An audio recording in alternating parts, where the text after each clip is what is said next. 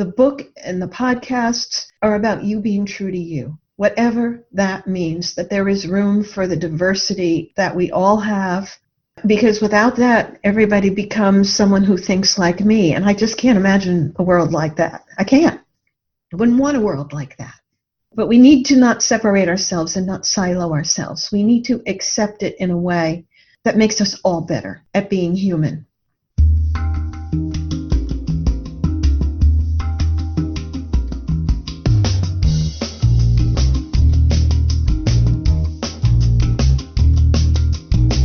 Welcome to Edgetalkers. I'm your host, Todd Lennox. Taoist, Buddhist, Muslim, Jew, Christian, Hindu, chosen few, temple burning, atheism, burning man, paganism. Those are just a few of the topics we will be discussing and the people we will be hearing from on Edgetalkers. Dogs and rats, childbearing, those without, single, married, gangs and scouts. Thank you to Matt Venuti for graciously letting us use his song, The Rhythm of Life, for our intro and outro. You can download this song and check out the rest of his songs and albums at mattvenuti.com. That's MATTVENUTI. And indeed, in this rhythm of life, we are all in this together. We're all in this, the rhythm of life. Rhythm of life. The rhythm of life. Edgetalkers is about taking conversations to the edge with anyone. Bible thumpers, hardcore Trumpers, atheists, deists, and those in between us. Conversations at the edge of reason, the edge of comfort, the edge of purpose, the edge of reality. No subject is too out there or too fringy to discuss, but we will be concentrating on questions like, is our present way of life sustainable? And if so, for how long? Is Mother Earth a living being? How do you talk to Uncle Bob about global warming when he's wearing his MAGA cap to Thanksgiving dinner? And underlying all of our questions, as Charles Eisenstein puts it, what's it like to be you? All in this together. We're all in this together. All in this together. We are with Linda Lombardo. She's been the co-host and also hosted a conversation with Becky Suzik, which was a beautiful conversation between the two of them. But Linda's on the other side of the microphone, as it were, today, and that may be a different sort of experience for us both, but I'm really looking forward to it. As I mentioned to Linda just a few minutes ago, even though in real time we haven't known each other so long, I feel like we've known each other for a long time. And Linda, I feel like this is a conversation that it's been a long time coming. Pachamama Alliance is where we first met, and we're also in Charles Eisenstein's Living in the Gift online course, which I highly recommend. I'm resetting my whole way of thinking about everything by participating in this course, and it's been very powerful for me. And now you have written a book, and your book is called In the Soul's Waiting Room. And the subtitle is A Spiritual Awakening Through Radio Drama. I don't think I've ever come across a book like this before, a book that's based on a spiritual awakening through radio drama. So my first question is, where did you come up with this idea? Well, Todd, thank you for having me on, first of all. And yes, I am on the other side of the microphone, and it feels really odd to be there. Mm-hmm. Sometimes even for me it's difficult to go back and say, so how did this all begin? And there's quite a bit at the beginning of the book that talks about the elements that brought this all together. The first that I think is worth citing is a year-long leadership program with the Coaches Training Institute that I took back in 2011. One in which, when we began, we were told that at the end of the year, or the 10 months, we would come out at the end knowing how we wanted to show up in the world as leaders, and we would have a quest, a leadership quest. No kidding. And no kidding was really what was said to us. So there was this moment of, well, good, finally. Because searching for purpose, which I talk about and which I coach others in, sometimes has been elusive for me. I consider myself a Renaissance soul, which means I have competing devotions. I love so many things. I'm interested in so many things. It's a challenge to get to the source and say, here's what the purpose of all this is. So in that leadership program, in one of the last sessions we had together as a group, I was so moved by what my tribe members were offering as their leadership quests. Everything they talked about to me seemed to be needed in the world, needed big time. And I raised my hand and said, I don't know if this is a quest or not, but all these voices need to be heard. And I think my quest is to create a radio program that will turn up the volume on these voices. They're not famous voices, so often they don't get heard. I believe it's important that their message is out there in the world, that we know that there are people doing this compassionate and sustainable work. So that was step one.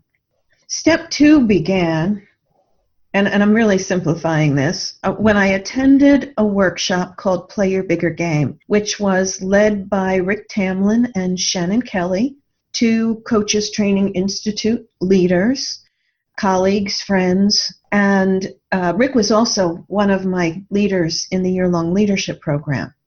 And I went in thinking that I was going to find help with the radio program. And what came up for me was really a surprise. There was a series of activities, of questions, of explorations, and what kept coming up was this loss of my own spirituality. It wasn't what I planned. In fact, I fought it because it wasn't really what I came there to do. And at some point, I just had to give up to it, and say, this is what I'm meant to explore. And so I left with this feeling of knowing that we are connected, all of us, all living beings, connected on such a grand scale that we can't even fathom it. And that there was something really important there for me to keep looking at.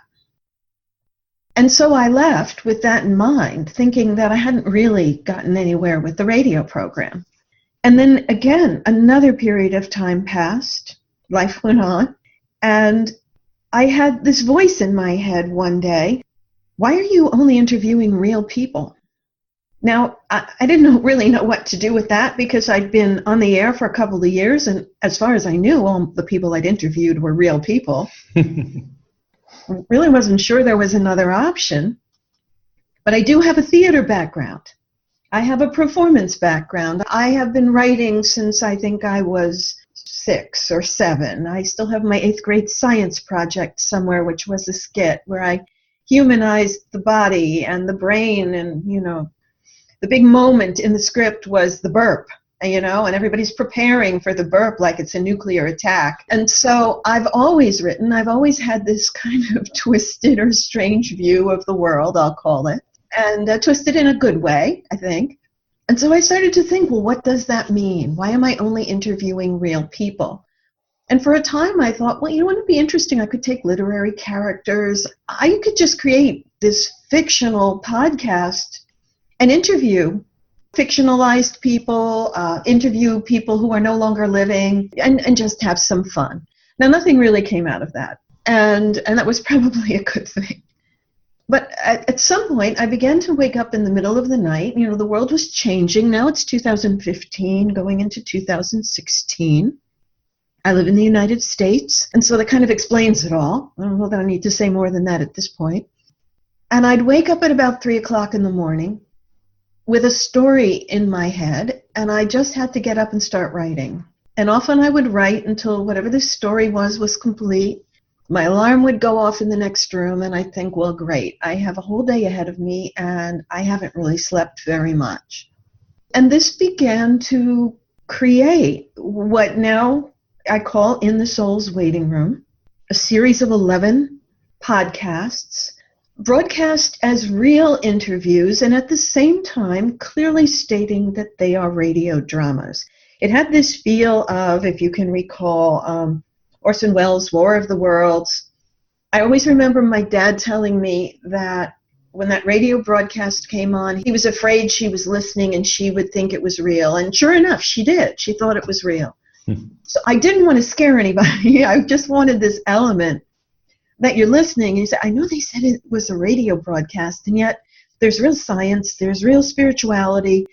This could be a real conversation going on. I just wanted that element of push-pull about it. Yeah, I do remember those radio dramas when you have the sound effects and the horses' hooves and the doors opening and closing and all of that. Those radio dramas were all about creating imagination, much as reading a book is. I should say I lived in Winnipeg, Manitoba for a short period of time, and I did some radio dramas for the CBC, and that's where I fell in love with radio drama. And there was a sound effects person making the sound of the train or the door closing, the squeaky door, of course. You know, there's always a squeak and then the slam of the door and the horse's hooves and all those sounds, and I just fell in love with it. I thought it was the most amazing thing, and of course there it was broadcast because there were parts of the province and the provinces around where television you just couldn't get television reception. Television had yet to get there, even in the, I would say it was the late 1970s, early 1980s. There was no television. Radio drama was it for entertainment. Well, I really loved how this workshop experience kind of wasn't what you set out for it to be, and it brought some deepness to your process that allowed you to have these talents that you've had with the drama and the writing and the acting and the voice. Really allowed you to open up to include a lot more of you in these radio dramas, and I think in the book too. I just want to mirror back for a second to our conversation with Rebecca Rogers, who informed me, because I'd never heard this before. I knew the Achuar are a dream culture, but I didn't know they woke up every morning at 3 a.m. to share their dreams and inform their day and what was going to happen. And that's really what you've been doing as well with your writing, getting up at 3 a.m. in that zone, I guess. I didn't know that either. I was really surprised when Rebecca said that, and it resonated so powerfully with me. The research I did on the 3 a.m. wake up says that it is supposed to be the time which the veil between the worlds is the thinnest. And so when she talked about the Achuar and their waking up at 3 a.m. to talk about their dreams, it really had a profound impact on me because I had no idea. Well, you've opened the door here to some personal journey work that you've done that's led you to a lot of your activities. I wonder, before we get into the content of the book, you could talk about how you've been affected personally by this journey and a little bit more about you as a person with regards to all of this.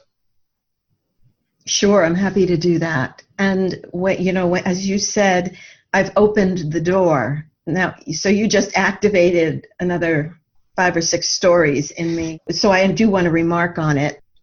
When I was trying to figure out who I was, what I wanted to do, and I've done many, many different things, I came across a book called The Renaissance Soul by Margaret Lobenstein, the late Margaret Lobenstein.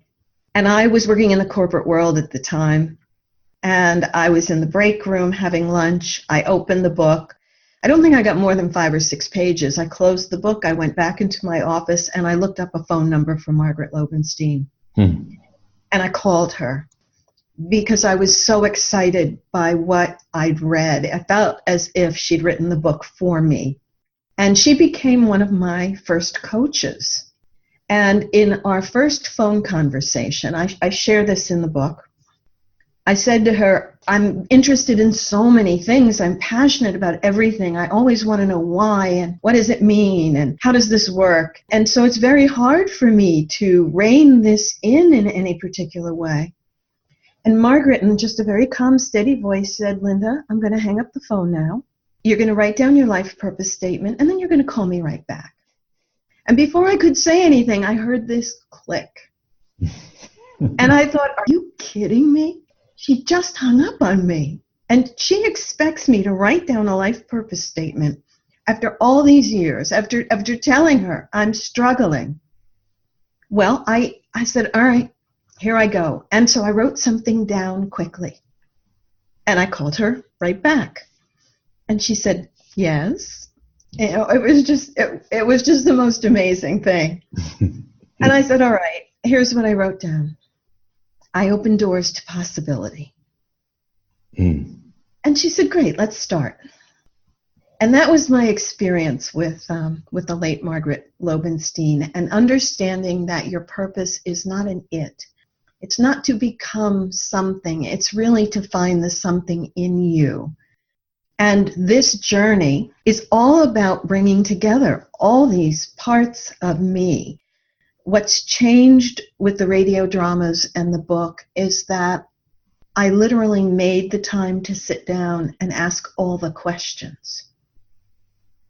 I've often joked and said, if you ever looked at my search engine history during the time that I was working on these radio dramas, you would have probably come and locked me up. You would have been very afraid, like, what's going on with this person? And there were times where I was actually afraid to type words in, because I thought, really, am I really going to look this up? Do I really want to open the door to this? Do I really want to understand what this is about? And so there was a personal challenge, what the bigger game refers to as the gulp moment, many times where you're thinking, I'm really going to do this, aren't I? And you know that in order to get to the next step, you have to do it. So that was big for me, being able to get to all these questions I've always had and just never seemed to have time to ask. And when I was a little girl, if I asked questions, if I challenged the story, and story plays a big part in this, it really wasn't appreciated. In fact, I say that when I would question, as a lapsed Catholic, when I would question what happened in church, when I would question why the priest was yelling at people about something, usually I got home and I got punished because you didn't question that. That was the story, and we're sticking to it, right? That's the story, we're sticking to it. And that story defined my parents, it defined the people around me, and nobody likes their story challenged. If it defines who you are so much so that it can't be challenged, that's where a lot of this conflict and polarity comes in the world. So I challenged my own story with the writing of these radio dramas. And my premise was, I needed to know what I believed in, and I needed to be able to act on what I believed in. Trust me, this is still a work in progress. There is no better than or lesser than. There is only, this is my journey. And I don't know that I would ever recommend it to anybody.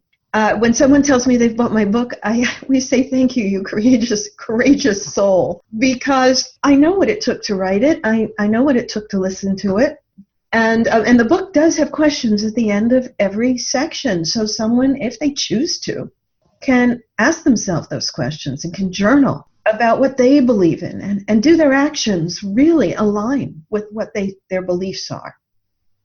That was really important to me. So I guess, if anything has changed me, it was coming up with my own belief system that works for me. Might not work for you, might not work for anybody else. It works for me. And that was what felt important to share with the world, or at least whoever was listening or who was reading. In your book, The Keeper talks about 3 lenses, and I think this relates to these beliefs or these stories that you're talking about. And can you talk about the 3 lenses? What are they, and why are they so important in the book? It came out of the 3 a.m. wake-up calls. It didn't start with 3 lenses. The 3 lenses developed as the scripts were being written. And it is really the story of everything. It's the container for everything. There is one thing that impacts another, that other impacts a third, then it goes right back to the first thing and impacts it again. So simply, the 3 lenses begin with the first lens, which is the human soul connection. And this is who we are as humans, being directly related to who we are as souls. And as it turns out from my research, souls are as complicated, if not more so, than humans. There are soul ages and types. There is a coding for a soul, the goals of the soul, the attitude. There are obstacles and chief features. And there's a purpose that because of the age and the type and the coding that this soul comes to the earthly realm to grow, to learn, to evolve. I also believe in past lives. I've had a lot of work done where, fears in this lifetime. And someone said to me, well, that comes from a past life. And oddly enough, talk about a shift in story. When someone said that to me, the fear became less so. It became so manageable. And I would say, it has nothing to do with me right now. So I'm going to acknowledge it and I'm going to move on. So that kind of shift in a story, who would have thought that it could be, I don't want to say easy, but that it could be so malleable, that if we're really willing to change our stories or listen to the possibility of a different story, that it could change us. So there was that. Whether or not you believe in souls, my story was the soul comes with a purpose for itself. It's where the title In the Soul's Waiting Room came from. It's where the keeper of soul's purpose, this energy that has this list that comes from somewhere. And in fact, there's a blog that I wrote where the souls are in the soul's waiting room. The keeper starts to read from the list. And there are all these amazing things that are being offered, and souls are raising their virtual hand saying, oh, pick me, I want to be that, I want to, that's what I want when I go to the earthly realm.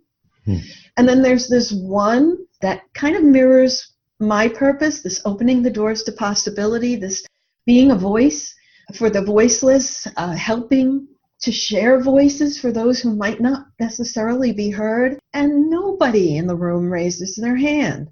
And if you've ever had this experience of sitting in a room of people where they're looking for a volunteer, and you're thinking, oh, come on, somebody raise their hand. It's not me. I don't want it to be me. And then you're like, oh, crap, I raised my hand. And now it's mine, and I own it. And so I felt there was that element of sometimes our soul's purpose, or how it's going to manifest itself as an earthly purpose, is not always something we're so excited about. But it's, we need it. We choose it. Nobody else chose it. So it must have been ours. So there's that first lens. And again, as a speculative fiction, that's how the book is written. So I really do want to express that. I'm not trying to put my beliefs on anybody else.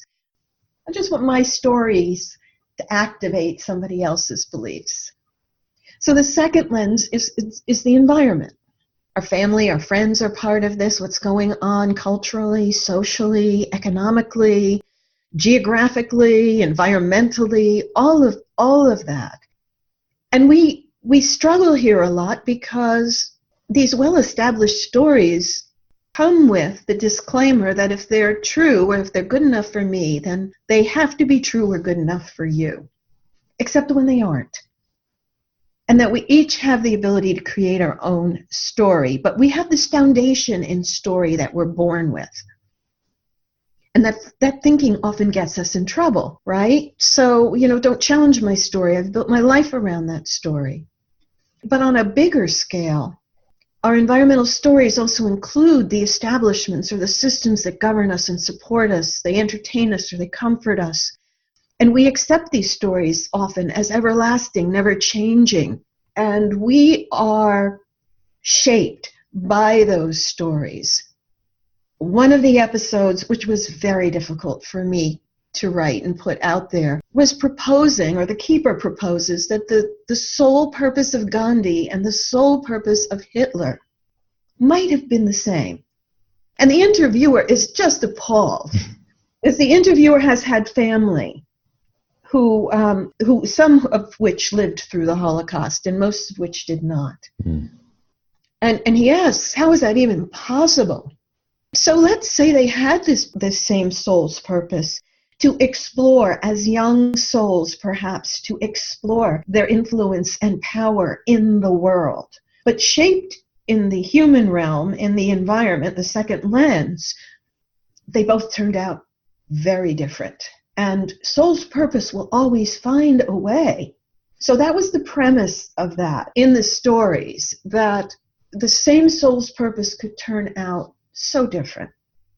Because one of the things I believe is that even though there are tragic, horrible things, even let's use the word evil for a moment, happening in the human realm, I really cannot accept that a soul would be created, or that a soul would exist and would be committed to eternal damnation for its actions. I can't accept that, because I truly believe that the universe is love. And so in that love, where could there be room for eternal damnation? I don't see it. It's still part of my journey to explore and figure out. So that was also a premise in that. And then the last lens, evolution. And evolution doesn't mean better. Evolution is an adaptation to change, to the environment. It is a lasting adaptation. It is a way that a species, it's a way that a planet attempts to ensure its survival. So evolution could include physical changes, neurological changes, cultural, social, environmental, gender, sexual revolutions, the reduction or expansion and diversity of species.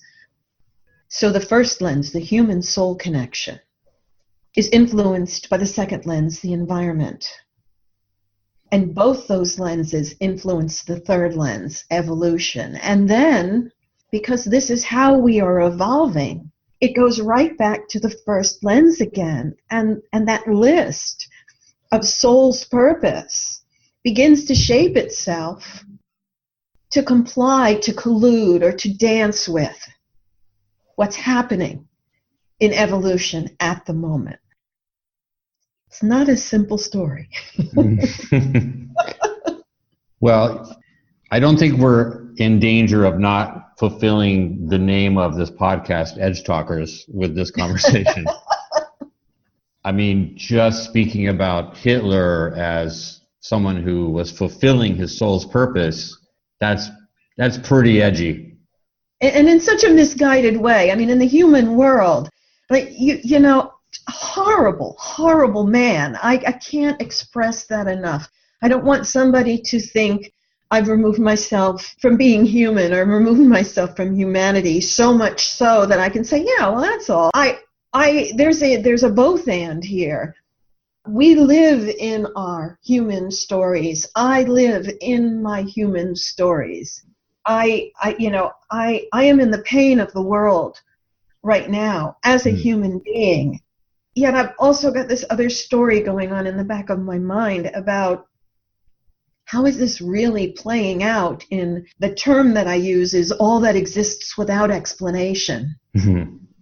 Because even though we've tried to explain everything, we can't step back far enough to really understand who we are, what we are, why we are, and all of that. There is a mystery and an astonishment that I think is part of our world and part of being human. So I don't ever for 1 minute want that premise to come across as it doesn't really matter because we're really souls and souls live on. And even though the keeper may say that from time to time, he might say, you know, some things are but by design, whether you choose to believe that or not. But that's his story. That's his perspective. And it's all designed to awaken, inspire, and activate who's ever reading or listening. Yeah. into their own thoughts and beliefs. It needs to be thought about because we're in such a precarious place in the world today. We can't stick our heads in the sand. Well, some of us can because maybe that's our role, because it will activate those of us who are saying, come on, wake up. We're all playing a part. I once interviewed Kelly Carlin, George Carlin's daughter, and expressed to her that it takes a really courageous soul to come to the earthly realm and be possibly the most hated human being on the planet. And you can apply that to anyone you choose to, living or dead right now. And we laughed about it. We said, oh my God, I've never thought about it that way. That this is a really courageous soul, but maybe the most hated human being on the planet. So, what came out of it? What was activated by it? How did we change our stories as a result of it? Did we? Because sometimes it takes a lot for us to change our stories. And, the question, when is enough enough, comes up a lot in the podcasts. In the conversation about maybe some people are here, you don't really know why they're here, or they're here just to activate other people, going back to the Hitler and the Gandhi parallel or juxtaposition. How does the soul purpose and the human purpose relate to each other? And can it be the human purpose or the human being just never knows what the soul's purpose is? Or is there a way to sort of align those purposes, to discover your soul's purpose and then get your body and your mind around the project?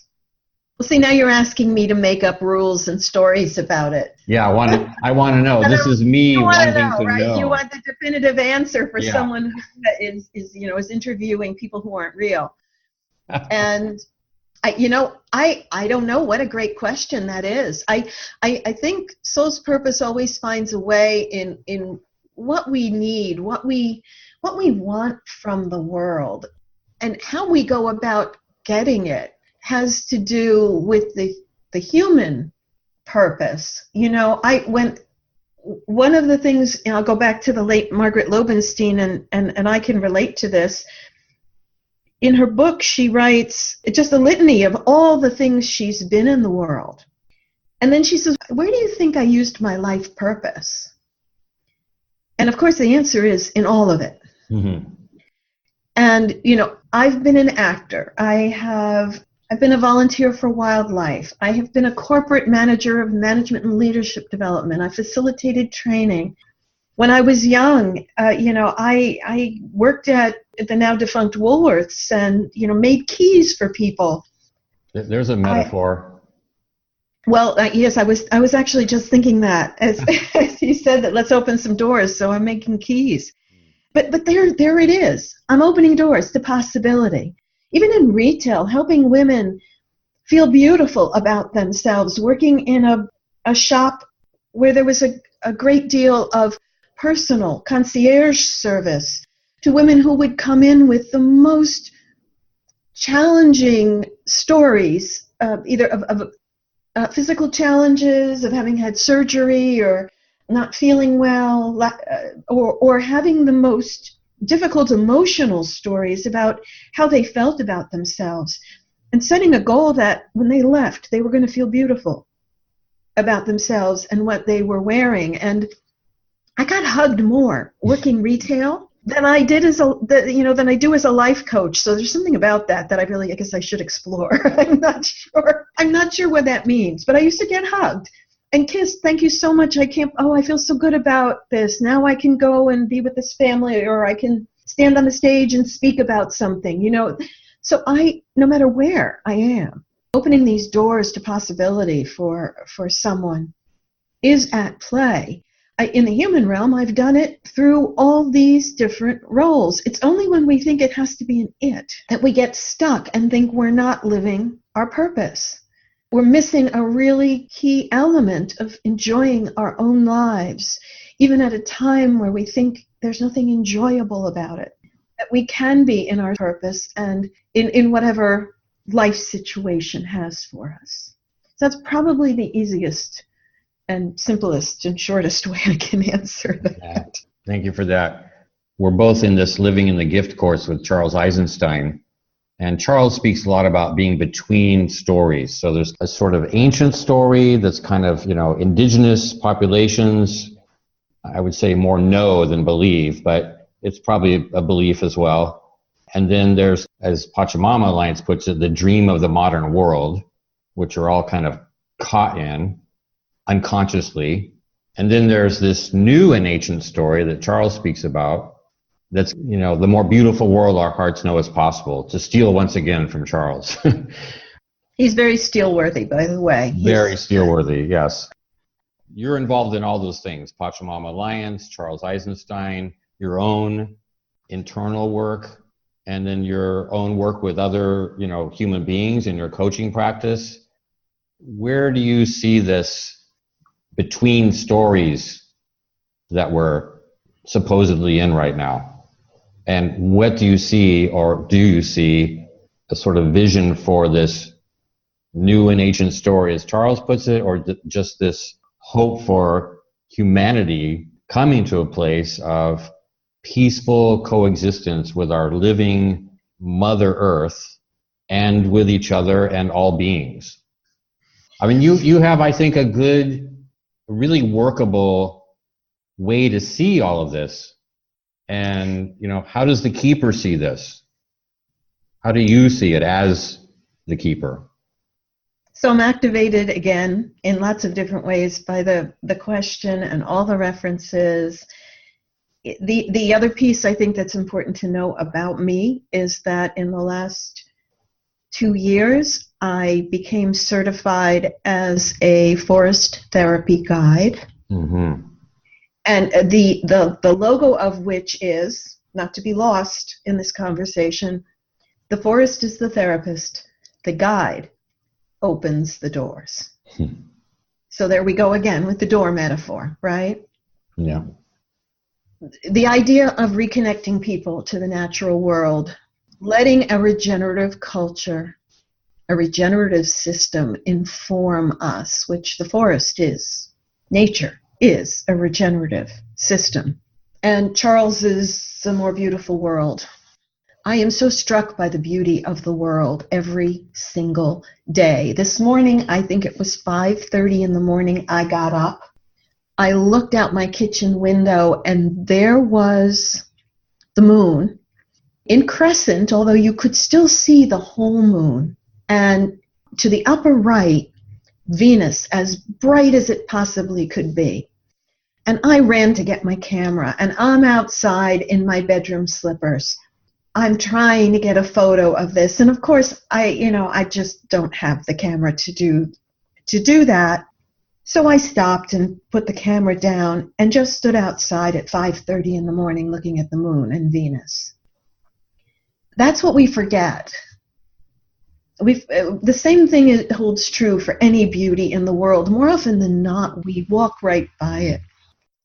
I think for me, everything is coming together to say it's all about noticing the beauty of the world. It's about making it personal. And the keeper talks a lot about this. In fact, every so often the keeper has some judgment, and that's because he's using a third dimensional voice, a human voice.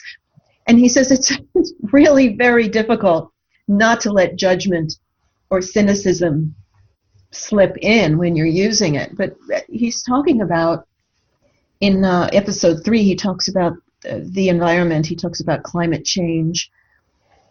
And he says, a gentle reminder about how ego is so ingrained in your stories and how we've siloed ourselves from the rest of the world. He says at one point, an entire planet dying because you can still have someone make your venti non-fat, no foam, no water, 6-pump, extra hot latte is unforgivable. And I realize there's no way to make that sound anything other than judgmental. Forgive me. So he also asks, how personal must it become for you to stand up and say stop? And I think about, just what's happening in the news in the last week or so. California is still in ruins. Flint, Michigan is still in ruins. There are still children being held in confinement camps. These are only a couple of things. And yet, I got up this morning and I pressed the button on my coffee maker. and got my honey vanilla coconut milk creamer out of my fridge and had a cup of coffee while I looked at the moon and Venus. And I'm not wrong for doing that. But there is a big yes and here about how personal does it need to be before we can no longer let our comfort pass as everything is okay in the world right now, and what's happening to others is only happening to them, not me. We're all in this together. We're all in this together. All in this together. All in this together. We're all in this. We're all in this. The rhythm of life. You talked about a peaceful world. You talked about finding peace.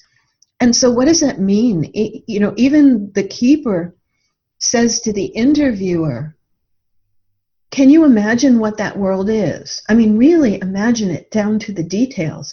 And the interviewer says, well, no, I can't. I just know that we say, here's what I want. I want peace on earth.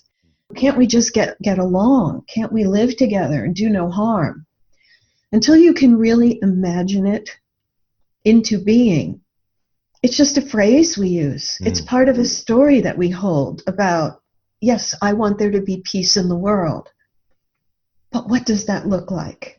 Begin to imagine that. Begin to create that in your own stories. Or you're only creating this pseudo-utopia. Like, I keep going back to, what was H.G. Wells' The Time Machine, where at the end of they go into the future and there's this just strange world where there's just no purpose. I don't think that's what we're talking about. I think we're talking about a world where we can still appreciate the beauty that Charles talks about, change the dream of the modern world that the Pachamama Alliance and the Ashwar talk about. And yet we still have this humanity about us, the joys, the grief.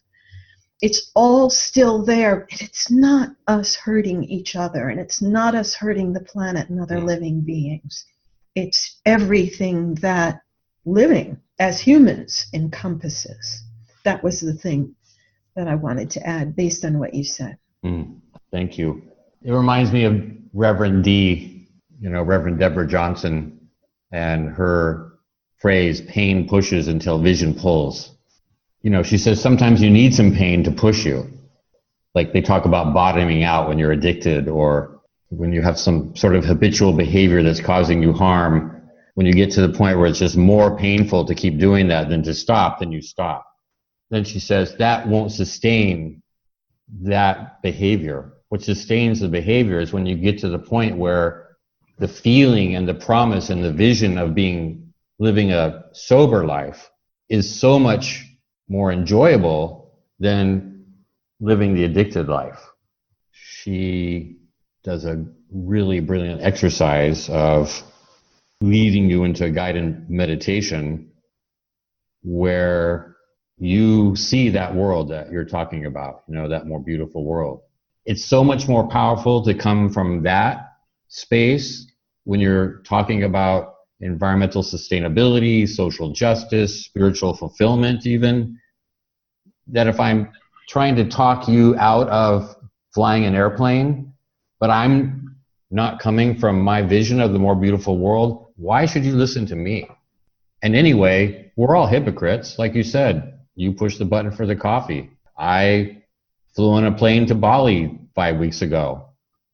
We are trying as best we know how to live in the stories that have been created for us, the stories we live in, the ones that are so insidious and manifest themselves as the rules and the regulations and the laws, and you become an outlier if you decide to challenge those. Challenging them alone isn't enough. To your point, you've got to be able to offer the alternative that will not only benefit you, but that will benefit the entire system. I believe that we are all doing legacy work, and no one should get frustrated because we haven't been able to change the world, change the system, change anything in this short amount of time that we've been awake or are still waking up. I believe legacy work is powerful because we may never see the outcome, and yet it is something, in the words of many of my mentors, it is something we cannot not do. It is that purpose that's in us. We have to be this way. We have to do this thing.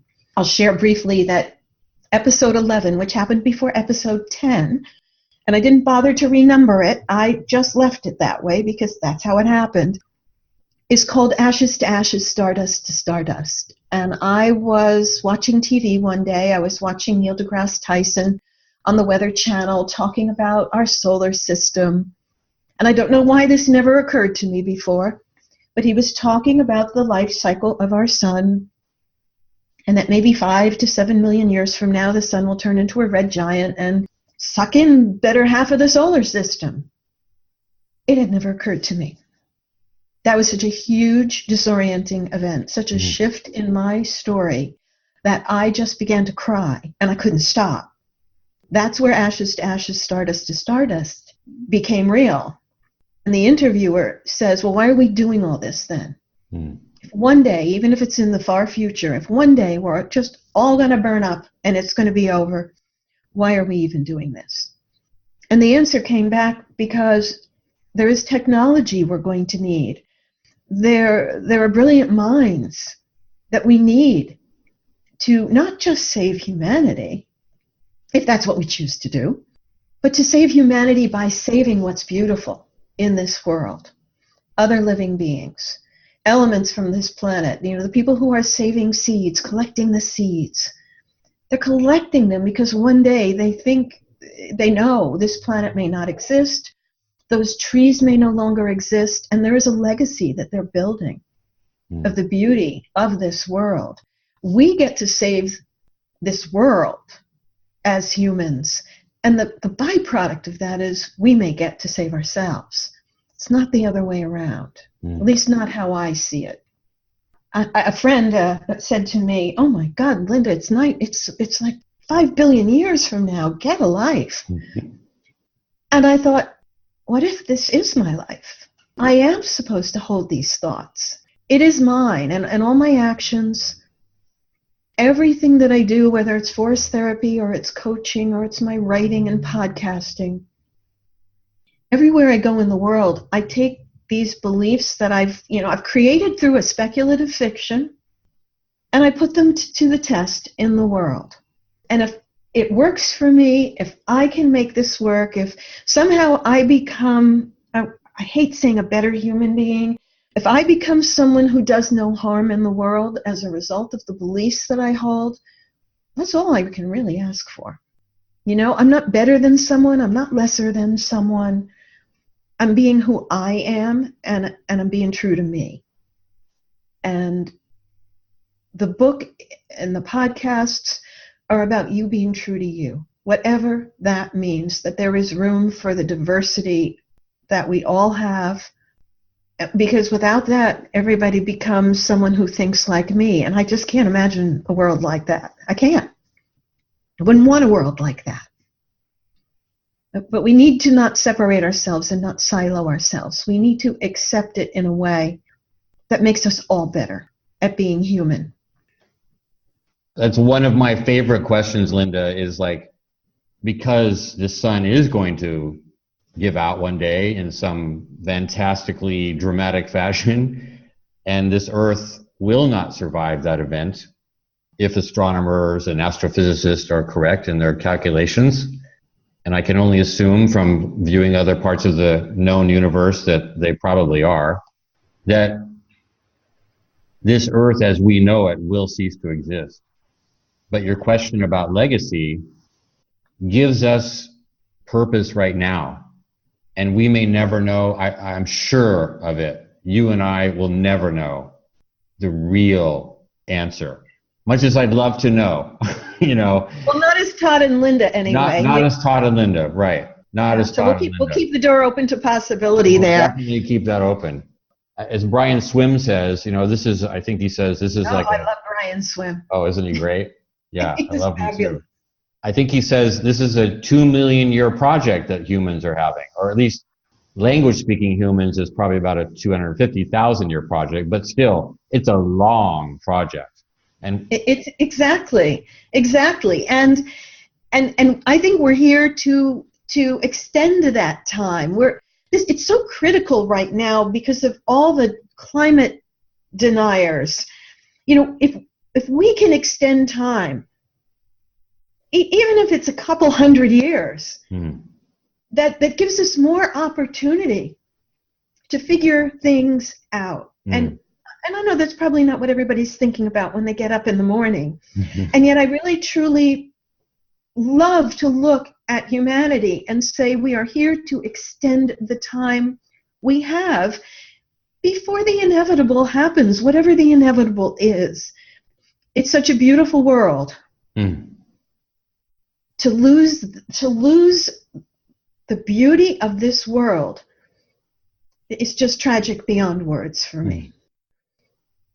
Who is reading this book? Who do you want to have read this book, and what kind Very of courageous souls. Yeah, I think that's a given. Yeah. I think, but it's such a tough question. In part, the book was an honoring of the process to get it out there, and I do want people to read it. It is not only the 11 scripts, it's the pre- and post-production notes. It's some of my own annotation about the conversation. There are some things that didn't get included in the podcasts, in the scripts, just for the sake of time. They are just chock full of information, and it can be a little overwhelming at first. Anybody who chooses to read it, just take your time with it. It's not something that's meant to be, let's just breeze through this book. The questions for journaling at the end of every section are optional, but to say, what do you believe in, about death? What do you believe about messengers in the world? Who are the messengers really trying, who we often sacrifice because their story is so different? Who are the messengers who are here to really offer us a new story about what love is, about what life is? And how does that play into your story, if it does or if it doesn't? And to really start to think about things, because we're at a point where each and every one of us really does need to make a choice about that. Living in the I don't know, or living in the I'm not going to pay attention to that. I'm just going to go through the drive-through and get my latte and do all of that every day. That is right for some people because that's what they're here to do. But if you have a passion about wanting to write your own stories and want maybe a jumping off point, I think this is a great place to go. It's a great place to look. If you are curious about science and the sacred intermingling, to see that, again, the three lenses, how it all fits together, I think this is a great place to look. Rick Tamlin, who again wrote the foreword to the book, I really loved what he said. And I'm going to quote him for a moment. He said, "Linda has become a thought leader, or better yet, a thought whisperer, using other people's wisdom to create a superb speculative fiction for our time." I was so honored by that. But I love the idea of being a thought whisperer. And yes, I'm using science. I'm using spirituality. The references, the research I did for the book, after the 3 a.m. wake-up calls, I had to research things I knew nothing about. And if you really fact-check me, I may come up wanting, and I'm okay with that, because I'm really not trying to convince people. I really just want it to be that, that jumping off point, following your intuition, following your spiritual calling, whatever it is. It matters for the world, and it matters for each and every one of us to be in that place, to not live our lives numb, to not live our lives just unconscious about everything. If you're writing tomorrow's story, my dedication in the book says, make it a good one. Well, that speaks to me, and I can't wait to read your book.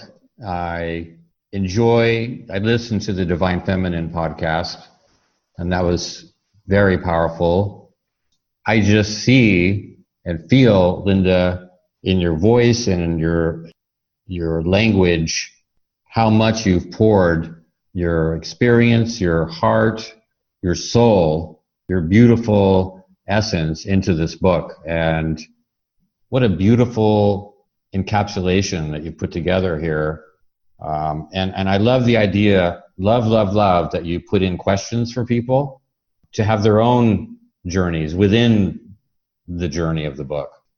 And I commend you for what you've done. And I just want to say, I just really enjoy you.